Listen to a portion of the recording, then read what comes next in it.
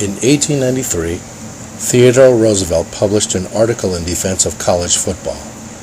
As player injuries mounted, some critics had called for a ban on the game. "Nonsense," the future president wrote.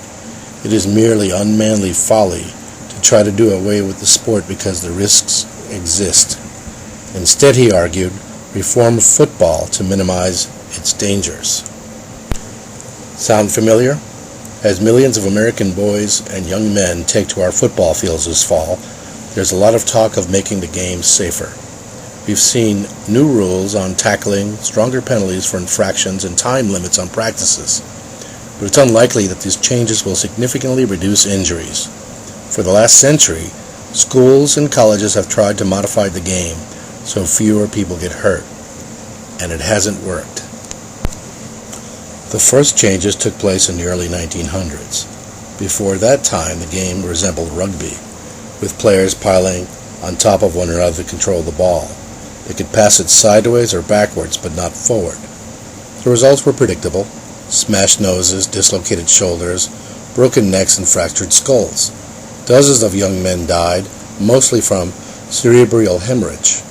The sight of a confused mass of educated young men making batter-rams of their bodies, plunging their heads into each other's stomachs, piling up on each other or maiming each other for life, sometimes indeed killing each other, is to me a brutal monstrosity, declared Cornell President Andrew D. White in 1861. 14 years later, having ascended to the White House, Roosevelt convened a meeting of coaches from Harvard, Yale, and Princeton. Amid newspaper reports of 18 football deaths that fall, the 1905 meeting set in motion a series of reforms to protect players from injury and to guard the sport from critics who wanted to end it altogether. The most controversial innovation was the forward pass, which would spread players more widely and decrease the amount of contact between them. But the leading opponent of the reform, Yale coach Walter Camp, warned that players streaking downfield would face even greater danger than the ones clumped together near the line of scrimmage. Camp turned out to be correct. The recent increase of concussions at every level of the sport is partly due to pass-first offenses, which have led to more high-speed collisions.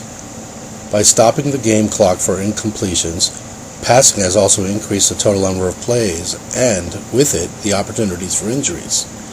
Ditto for helmets, another reform designed to reduce harm on the field. In the early years of the game, some players grew their hair long to provide a modicum of hair protection. Others began to wear leather helmets, which were developed by an Annapolis shoemaker to protect Navy shipmen after the player's doctors told him he might die from another hit to his head. Enter the plastic helmet, which provided more cushioning, but it also became a weapon in its own right, allowing players to lead with their heads as they tackle. Despite new restrictions on that practice, helmet-to-helmet hits remain one of the key causes of concussions and other injuries. And the most common victims are kids, who are starting football at ever younger ages. Their necks aren't fully developed, so they can't brace for a hit the way adults can, and their brain cases haven't finished hardening, which makes their skulls more vulnerable to impact.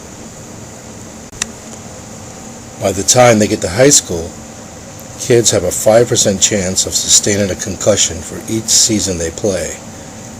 As a 2011 study showed, former football players who sustained 2 or more concussions in their youth have a significantly higher rate of cognitive impairment as adults. The issue made its way back to the White House in May, when President Obama convened a meeting of coaches, doctors, and scientists to discuss sports-related concussions. But the most powerful voice in the room was one that didn't exist back in Roosevelt's time: the National Football League. A judge recently approved a settlement to compensate retired NFL players suffering the effects of head injuries that is likely to cost the league several $100 million.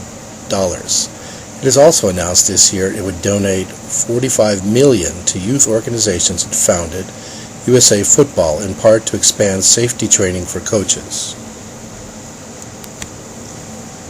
As the richest sports enterprise in America, the NFL can absorb almost any legal hit that comes its way, but our high schools can't, and the league needs them to continue sponsoring football teams which, alongside college squads, are the main training system for the pros. If he had a son, the president said last year, he'd have to think long and hard before letting him play football. But the rest of us need to think long and hard too about why we're putting so many kids at risk to subsidize a league that's already awash in money. And if we think we can wash away the risk, we're kidding ourselves.